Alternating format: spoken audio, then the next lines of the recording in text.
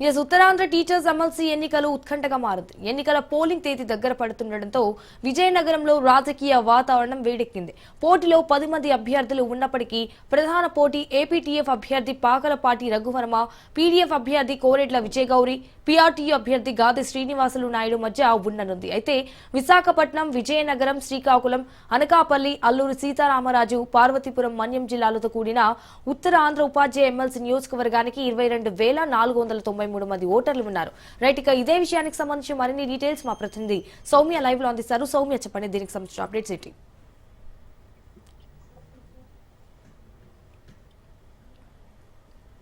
ఉత్తరాంధ్ర ఉపాధ్యాయ MLC ఎన్నికల polling తేదీ అయితే దగ్గర పడుతుంది. అయితే ఈ నేపథ్యంలో ఉత్తరాంధ్రలో అయితే రాజకీయ పరిస్థితులు వేడెక్కాయని చెప్పి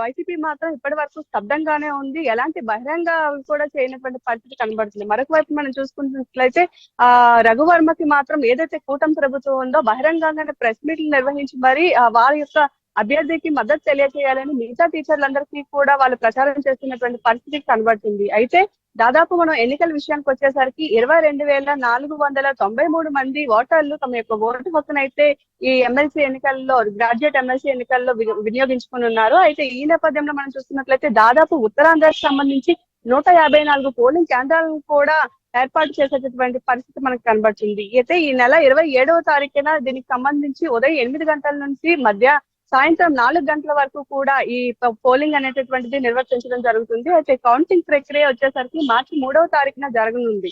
అయితే గతంలో ఎన్నడూ లేని విధంగా ఉత్తరాంధ్రలో చూసుకున్నట్లయితే మాత్రం పోటాపోటీగా ప్రచారాలు కొనసాగుతున్నాయి. ఏదైతే మనకి జనరల్ ఎలక్షన్స్ ఎలా అయితే జరుగుతాయో, ఎంత ఉత్కంఠత నెలకొంటుందో అదే విధంగా ఈ ఎమ్మెల్సీ గ్రాడ్యుయేట్ ఎన్నికలకు సంబంధించి కూడా మనకి అదే ఉత్కంఠత ఇక్కడ కొనసాగడంతో ప్రతి ఒక్కరిలో కూడా ఒక రకమైనటువంటి ఆసక్తి అయితే మనకి కనిపిస్తుందని చెప్పుకోవచ్చు. ముఖ్యంగా అభ్యర్థుల విషయానికి వచ్చేసరికి ఈ ముగ్గురు అభ్యర్థులు బరిలో ఉన్నారు కాబట్టి ఈ ముగ్గురు అభ్యర్థులు కూడా మిగతా టీచర్స్, అదేవిధంగా ఉపాధ్యాయ సంఘాలకు సంబంధించిన వాళ్ళకి అనేక రకాలైనటువంటి హామీలను కూడా ఇస్తున్నటువంటి పరిస్థితి మనకు కనబడుతుంది. అయితే ఈ నేపథ్యంలో ఎవరికి వాళ్ళు ప్రచారాలను ముమ్మరం చేస్తూ తమ యొక్క హామీలని టీచర్లకు చేరవేస్తూ వాళ్ళకి వీళ్ళు గెలిచిన తర్వాత ఏ రకమైనటువంటి సేవలను అందిస్తారో ముందుగానే చెప్తూ టీచర్లందరినీ కూడా ఆకర్షించుకునేటటువంటి పనిలో ఉన్నారని చెప్పుకోవచ్చు. అయితే ఈ ఎన్నికలకు సంబంధించి రాజకీయ నేపథ్యాలు మనం చూసుకున్నట్లయితే కూటమి ప్రభుత్వం రఘువర్మకి మద్దతు తెలియజేయగా, ఏదైతే మిగతా వైసీపీ సంబంధించినటువంటి వాళ్ళు మాత్రం గాది శ్రీనివాస్ నాయుడికి సపోర్ట్ చేస్తున్నారని చెప్పి శ్రీనివాస్ నాయుడు అనుచరులు చెప్పుకుంటున్నప్పటికీ వైసీపీ పార్టీ మాత్రం ఇప్పటి వరకు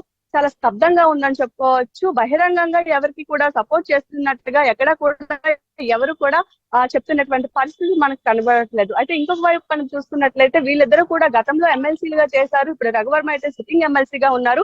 కానీ వీళ్ళిద్దరికి గట్టి పోటీ ఇచ్చేందుకు విజయగౌరి కూడా సిద్ధంగా ఉందని చెప్పుకోవచ్చు. ఈమెను చూస్తున్నట్లేమంటే పీడీఎఫ్ నుంచి ఈమె కొత్త అభ్యర్థి అయినప్పటికీ ఈవిడ మీద కూడా చాలా వరకు ఎక్స్పెక్టేషన్స్ ఉన్నాయని చెప్పుకోవచ్చు. అయితే ఈ నేపథ్యంలో వచ్చేటటువంటి ఎన్నికలను దృష్టిలో పెట్టుకొని అన్ని చర్యల్ని కూడా ఇప్పటికే పూర్తి చేసుకుంటున్నట్లు కనిపిస్తుంది. అయితే ఎన్నికల రోజున ఎలాంటి ఇబ్బందులు జరగకుండా, ఎలాంటి అవాంఛనీయ సంఘటనలను కలుగు చేసుకోకుండా ఇప్పటికే ఎక్కడికక్కడ అన్ని రకాలైనటువంటి ఏర్పాట్లని కూడా మిగతా అధికారులందరూ కూడా జాగ్రత్తలు తీసుకుంటున్నటువంటి పరిస్థితి కనబడుతుంది. అయితే ఉత్తరాంధ్రకు సంబంధించి ఎమ్మెల్సీ ఎన్నికల్లో మాత్రం ఎవరు గెలుస్తారు అనేటటువంటిది మాత్రం చాలా టఫ్ ఫైట్ అని చెప్పుకోవచ్చు. ఎందుకంటే ముగ్గురు తీసుకోము అన్న విధంగా ప్రచారాలు కొనసాగిస్తే, మరొక వైపు వాళ్ళకి సపోర్ట్ చేసేటటువంటి అభ్యర్థులు సపోర్ట్ చేసేటటువంటి సంఘాలు కానివ్వండి, లేదా సపోర్ట్ చేసేటటువంటి రాజకీయ నాయకులు కానివ్వండి, వాళ్ళు కూడా ముగ్గురు అభ్యర్థులకి కూడా సమానంగా అదే విధంగా గట్టి సపోర్ట్ ఇచ్చే విధంగా పరిస్థితులు అయితే కనిపిస్తున్న నేపథ్యంలో ముగ్గురు మీద కూడా చాలా వరకు ఎక్స్పెక్టేషన్స్ అయితే ఉన్నాయని చెప్పుకోవచ్చు. అయితే ముగ్గురులో